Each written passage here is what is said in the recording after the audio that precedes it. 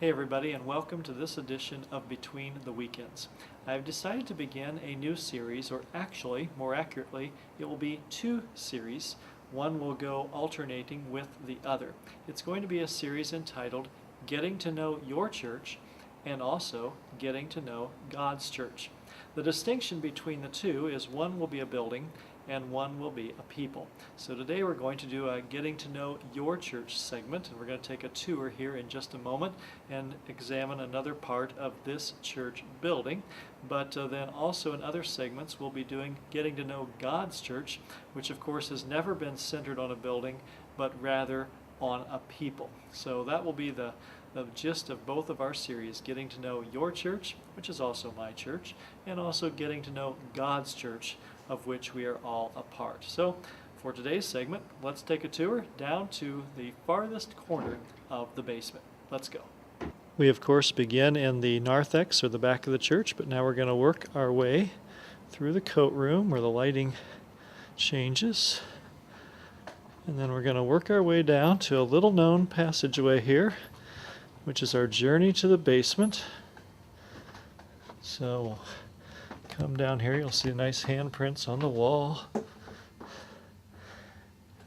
All the way back down in here, we've changed to fluorescent lighting. We have nice curtains that are put up, which actually reveal lots of storage for childcare, especially in terms of food and such. We come down the hallway into what is often known as the youth room, which is, I believe, going to get a total redo this summer as part of an Eagle Scout project. And now we find ourselves at these doors with a nice little sign, "Keep doors closed to help keep heat in room." I wonder what we might find beyond these doors. Well, here we are in the farthest corner of the basement here at Zion Lutheran Church. This is a storage area extraordinaire. It is a place where mostly Christmas decorations are kept. You can see a few of those behind me. I would have turned the lights on so you could see more, but there's kind of an annoying hum in the fluorescent lights, so I wanted to spare you listening to that. But here's where most of the Christmas decorations and a few other seasonal items are stored.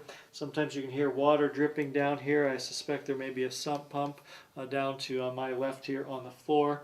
And it's just kind of a place where we try to store things that we don't use very often, but yet are also an important part of our life together as the people of God. You know, storage is something that is also true in many ways in our regular life as well. You know, there are things about us that are appropriate to reveal at some times in our lives and are best tucked away at others. Our entire life is not really for the whole world to see. There are certain things that we keep relatively within our social circles. There are some things that we keep within our more personal network of friends. There are some things, of course, that are intimate in nature and are meant to be just kept between a couple of people. And then there is that which we share together as the people of God in this place.